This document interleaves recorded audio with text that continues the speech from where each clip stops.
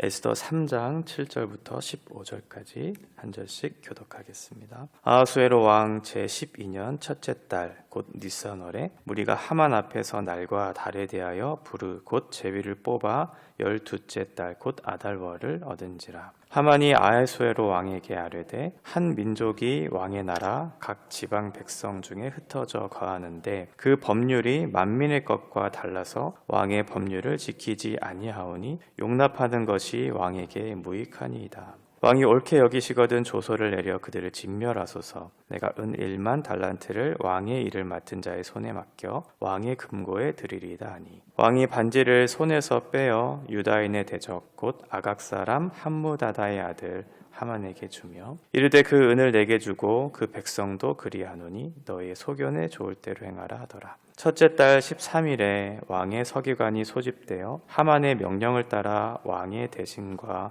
각 지방의 관리와 각 민족의 관원에게 아하수에로 왕의 이름으로 조서를 쓰되 곧 각 지방의 문자와 각 민족의 언어로 쓰고 왕의 반지로 인치니라.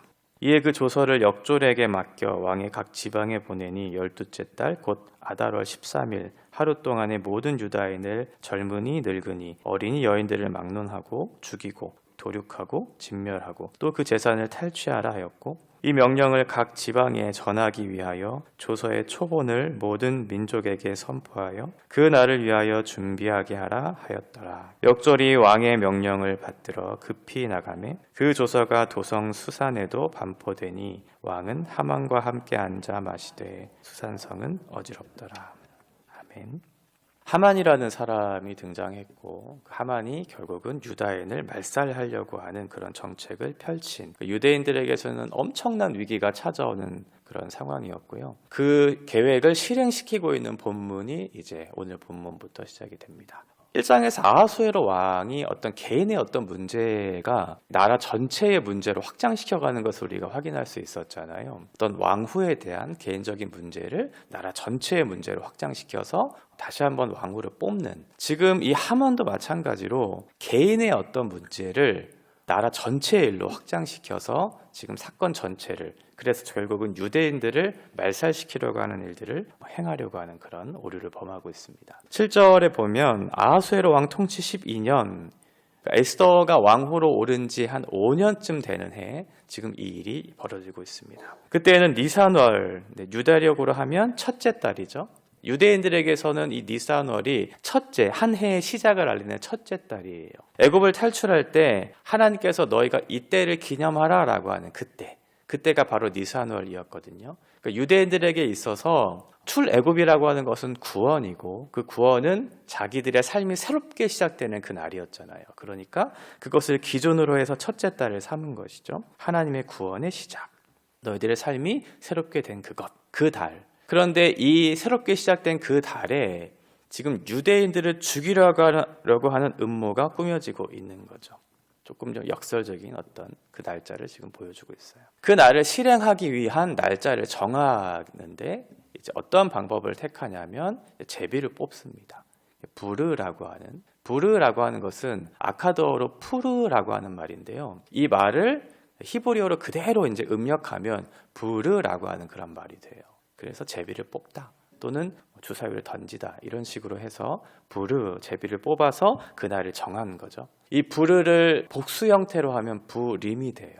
그래서 나중에 유대인들이 하나님의 구원의 역사를 기념하면서 부림절을 이제 지키잖아요. 그것의 유래가 여기서부터 시작이 됩니다. 이렇게 제비를 뽑는다라고 하는 것은 하나님의 뜻을 우리가 살피고 그 뜻에 내가 순종하겠다라는 것을 간주하는 하나의 의미인데, 구약 성경에 보면 그렇게 하나님의 어떤 뜻을 구할 때 이 제비를 뽑는 것을 우리가 확인할 수 있죠. 대속죄 같은 경우에 제비를 뽑아서 이제 염소를 하나는 하나님을 위해서 그리고 하나는 아사셀을 위해서 라고 하는 그런 의미로서의 제비를 뽑기도 하고요. 또는 어떠한 사건에 대한 범죄를 밝히려고 하는 아간의 범죄와 같은 것을 밝힐 때 이렇게 제비를 뽑기도 하고, 요나를 심판하는 때, 이럴 때, 그리고 가나안 땅을 분배할 때, 이것이 정말 하나님의 뜻입니까? 아닙니까를 분별할 때 이렇게 제비를 뽑는 방식을 채택을 하게 돼요. 그렇게 제비를 통해서 뽑힌 달이 아달월 이렇게 되어 있죠. 아달월은 유대력으로 마지막 12월 달을 얘기하거든요. 그러니까 이것을 실행하려고 하는 그때가 12월로 미뤄진 거예요. 11개월간의 어떤 간격이 이제 생겨나기 시작한 거죠. 유대인들을 빨리 죽이려고 하는, 그래서 자기 어떤 뜻을 이렇게 이루려고 하는 하만의 입장에서는 11개월이라고 하는 시간이 굉장히 좀 길게 느껴졌을 것이고, 유대인들의 입장에서는 어떤 자신의 어떤 그런 음모를 꾸미려고 하는 그런 상황에 대처할 수 있는 그런 시간이었을 거잖아요. 그러니까 하나님께서 그 시간을 이제 허락하셨다라고 그렇게 우리가 볼 수 있을 것 같아요. 8절에 보면 이제 하만이 왕에게 찾아가서 고발을 합니다. 그 내용은 뭐냐면 한 민족이 있는데 그 민족은 왕의 법을 따르지 않습니다. 왕의 통치를 따르지 않고 자기들만의 법을 따라서 행하는 그런 민족이라고 그렇게 고발을 하기 시작하죠. 한 민족, 마치 이름이 없는 민족처럼 그 유대 민족을 사소하게 취급을 하면서 별 볼 일 없는 그런 무리들이라고. 그 원문에 보면 한글 성경엔 잘 나타나 있지는 않지만 원문에는 분리되다라고 하는 그런 뜻도 있어요. 흩어져 사는 그런 민족이라는 그런 뜻도 있고, 또 하나는 분리되었다라고 하는 이 말 속에 사회 부적응자, 이 사람들은 사회에서 함께 섞여 살지 못하는 그런 적응하지 못하는 불필요한 존재라고 지금 하만이 왕에게 고발을 하기 시작했던 거예요. 자기의 법도 따르지 않고 이름도 없는 무가치한 존재들, 사회와 잘 섞여 살지도 못하는 그런 어리석은 인생들, 이 사람들은, 이 민족은 왕에게 있어서 아무런 유익이 되지 않습니다. 무가치한 존재들입니다. 그러니 빨리 이 민족들을 말살하는 것이 옳겠습니다. 라고 그렇게 요청을 하고 있는 거죠. 거짓 술수를 지금 쓰고 있는 거예요. 거짓말로 왜곡시켜서 왕의 마음을 바꾸려고 하는 거죠. 또 하나 하만이 했던 방식은 돈이었어요. 돈 1만 달란트를 이제 아하수에로 왕에게 내가 주겠다라고 뇌물을 바치겠다고 지금 얘기하고 있는 거죠. 은 1만 달란트는 엄청난 액수였어요. 당시 페르시아의 한 해 예산의 3분의 2에 해당하는 엄청난 돈이었기도 하고, 한 달란트가 무게로만 쳐도 34kg 정도 되거든요. 그러니까 34kg 곱하기 만을 하면 무려 340톤의 은을 지금 하만이 주겠다라고 지금 얘기하고 있는 거죠. 엄청난 그 돈을 내가 주겠다. 아하수에로 왕에게 있어서 이것은 굉장한 제안이었어요. 1장에 보면 아하수에로 왕이 왕후 에스더를 위해서 180일간 잔치를 벌이잖아요. 그 180일간 잔치를 벌였다는 것은 엄청난 돈을 쏟아 부었다는 거고, 뿐만 아니라 세금을 면제해 줬었어요. 그러니까 나라의 국고가 지금 다 텅텅 빌 수밖에 없는 상황이었겠죠. 더군다나 그리스와의 전쟁으로 인해서 지금 물자가 없는 그런 어떤 경제적인 위기를 처할 수밖에 없었던 상황 속에서 하만이 은 1만 달란트를 주겠다고 하니까 그 거절을 할 수 없는 솔깃한 제안을 하고 있는 거죠. 그런데 이 문제는 뭐냐면 왕의 금고로 번역된 이 금고라고 하는 단어가 게네즈라고 하는 말이에요. 문제는 뭐냐면 나라가 굉장히 경제적인 위기에 처했잖아요. 그러면 1만 달란트라고 하는, 은 1만 달란트라고 하는 엄청난 액수를 나라를 위해서 주겠다라고 하는 그 하만의 제안에 대해서 왕이 수락을 한 것은 그 나라를 위한 어떤 그 경제를 극복해내려고 하는 그런 의미에서 받았다면 어떻게 보면 큰 문제가 되지 않을 수도 있는데, 이 금고로 번역된 게네즈는 개인적인 금고를 얘기해요. 그러니까 지금 아하수에로가 받으려고 했던 건 뭐예요? 자기의 어떤 욕심을 채우기 위한 그 돈을 내가 수령하겠다라고 하는 그런 의미로 받아들였던 거죠. 돈 때문에 자기의 권력을 팔기 시작해요. 자기의 권력도 팔고 특별한 명분도 없는 그 말살 정책에 대한 승인도 하고 있는 아하수에로의 잘못된 판단이 이루어지고 있는 거죠. 10절에 보면 왕의 반지를 뺏어줍니다. 이 왕의 반지라고 하는 것은 어떤 결제를 할 수 있는 절대 권한을 가지고 있는 거잖아요. 그것을 하만에게 줬다는 건 네 맘대로 해라 라고 하는 것에 대한 표시예요. 근데 그 주체가 누구냐면 아각 사람이라고 하는 말을 다시 한번 반복하고 있죠. 어제 제가 말씀드렸던 것처럼 아각, 아말렉 왕이었던 아각, 이것은 이스라엘을 대적하는 어떤 대표적인 인물로서 그렇게 평가받았던 사람이었잖아요. 그 하만이 아말렉 출신이었다는 거예요. 평생 원수지간, 출애굽한 이스라엘을 공격했던, 첫 번째로 유일하게 공격했던 민족이 아말렉 민족이었어요. 그리고 하나님을 두려워하지 않았던 민족, 이 아말렉, 그 민족 출신인 하만이 지금 이 일을 벌이고 있다는 거죠. 1월 13일에 인장이 찍힌 조서를 이제 나라에 선포하기 시작합니다. 왕의 승인이 있었고, 그리고 이 유대 민족을 말살하는 것이 우리나라가 해야 될 일이라고 이제 온 지역에 선포하기 시작해요. 그러면서 대신들과 방백들과 관원들을 사용하기 시작하죠. 대신들은 페르시아의 전 어떤 행정구역이 한 20개 정도로 나눴던 그 행정구역을 총괄하는, 지금으로 치면 지방 장관에 해당하는 그런 사람이에요. 그리고 방백들은 그 페르시아가 127개의 도로 나눴었잖아요. 그 각 도를 관할하는 총독의 역할을 했던 사람들, 그리고 마저 관원들은 그 총독 밑에 있었던 예하의 통치자들, 이런 사람들을 총동원해서 지금 나라의 어떤 큰 일인 것처럼 그 조서를 꾸미고 그 조서를 선포하게 하는 그 일을 지금 하기 시작했던 거죠. 그렇게 조서를 전달하고 계획을 실행하는 데 있어서 많은 사람들이 필요했을 것이고, 그 일을 위해서 수많은 사람들이 동원되었다. 그래서 헤로도토스는 아마도 한 3개월 정도 이 일을 했을 것이라고 그렇게 추측하고 있어요. 그 날에 무엇을 할 것인가? 이제 12월 13일이 되면 모든 유대인들 남녀노소를 막론하고 죽일 것이다. 너는 그들을 죽여라. 그리고 그들을 도륙하라. 그들을 진멸하라. 죽이라고 하는 것은 말 그대로 살인을 얘기하는 거죠. 그리고 도륙이라고 하는 건 이런 집단적인 살인을 얘기해요. 집단적으로 이렇게 무자비하게 죽이는 것. 진멸은 말 그대로 하나도 깨끗함이 없이, 남김없이 모든 사람들을 죽여라. 뿐만 아니라 재산을 탈취해라. 거짓된 술수, 개인의 욕심, 이런 것들을 계속해서 투영하면서 나라의 어떤 위기들을 지금 자초하게 하는 그런 거짓된 그 하만의 정책들을 이제 나라가 실행하기 시작하는 거죠. 그러면서 14절에 뭐라고 얘기하냐면 그 날을 위하여 준비하라고 얘기해요. 준비해라. 하만은 하나님의 나라를 대적하는 대표적인 인물이었잖아요. 그러니까 하나님의 나라를 대적하는 그 대표적인 존재가 사탄이었잖아요. 사탄은 어떤 자신의 나라를 건설하기 위한, 자신의 어떤 대적들을 물리치기 위한 그 계획을 지금도 굉장히 세밀하게, 치밀하게, 그리고 끈질기게 이 일을 진행하고 있다는 사실 우리가 확인할 수 있어요. 성경의 역사를 통해서도 그렇죠.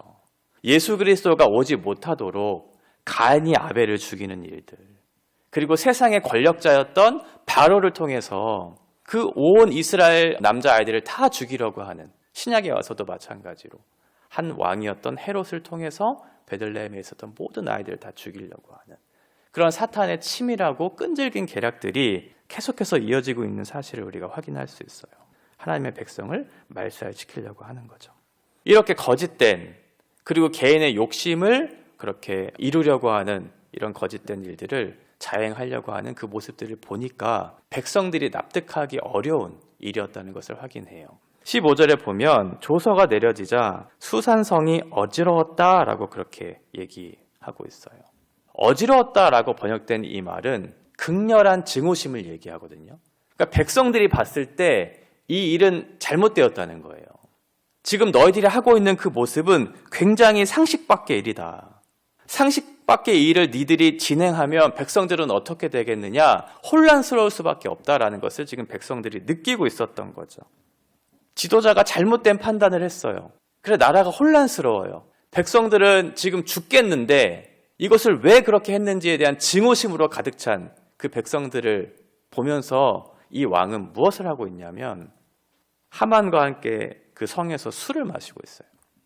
참 아이러니하죠. 백성들은 화가 나 있고 백성들은 힘들어하고 있고 경제적인 위기에서 고통스러워하고 있는데 왕은 하만과 함께 술을 마시고 있는 거죠. 나라 전체를 흔들었어요. 무지하고 어리석은 판단으로 나라 전체를 흔들었고 그것이 잘못되었다는 것을 모두가 인지하고 있는 그런 상황인데 그 지도자는 뭐 하고 있냐면 술을 마시고 있는 거죠. 돈 때문에 권력도 팔았고 양심도 팔았고 그런데도 불구하고 자신의 어떤 행동에 대해서는 아무런 양심의 거리낌도 없는 이게 세상의 권력자들의 모습이라는 거예요. 왕은 이미 승리의 축배를 들고 있어요. 이미 우리는 승리했다. 우리가 하고 있는 것이 옳다. 이게 어리석은 사람들의 모습이죠. 그러면 우리는 생각해요. 세상에 악이 이기는 것 같구나. 하나님은 정말 살아계시는가? 이런 어떤 의심들이 들기 시작하죠. 세상 사람들은, 악에 취한 사람들은 날마다 웃고 있고, 그 사람들은 승리하며 축배의 잔을 들면서 술을 기울이고 있는 그 모습을 보면서 무슨 생각이 들어요? 악한 그런 모습을 보면서 증오심이 발동되기 시작하죠. 상식 밖의 일을 하고 있는 그 모습들이 이해가 되지 않기 시작해요. 그때 의심이 들어오지만, 그러나 악이 이기는 것 같지만 악을 선으로 바꾸어내시는 하나님의 역사를 우리는 보게 됩니다. 12월 13일, 유대인들에게 있어서는 학살당하는 날, 비극의 날, 억울한 날인 것처럼 보이고, 적들에게 있어서는 원수를 갚는 승리의 날인 것처럼 보이지만 하나님께서는 그것을 바꾸어내시죠. 유대인의 승리, 구원의 날로 바꾸어내세요. 7장 가서 보겠지만 아하수에로 왕은 그것이 잘못되었다는 것을 알았어요. 하만이 나를 속였다는 것을 알았어요. 에스더의 고발로 인해서 하만이 그렇게 에스더를 찾아가서 자기의 고발을 철회해달라고, 내가 잘못했다고 얘기했을 때, 그때 걸상에 앉아있던, 그 엎드려서 간청하던 그 모습을 보면서 하만이 에스더를 강간하려고 한다라고 하는 오해도 받게 되죠. 그러면서 결국 그 악랄한 술수, 그 음모를 꾸몄던 하만은 나무에 달아 죽게 돼요. 인간이 아무리 그럴듯한 계획을 세울지라도 그 모든 것들은 하나님의 주권 안에 있다. 하나님께서는 그 뜻을 반드시 이루신다는 것을 오늘 본문을 통해서 다시 한번 확인할 수 있습니다. 하나님께서 그 일을 하신다. 그리고 우리가 기억할 것은 무엇이냐면 목적이 선해야 된다는 거예요.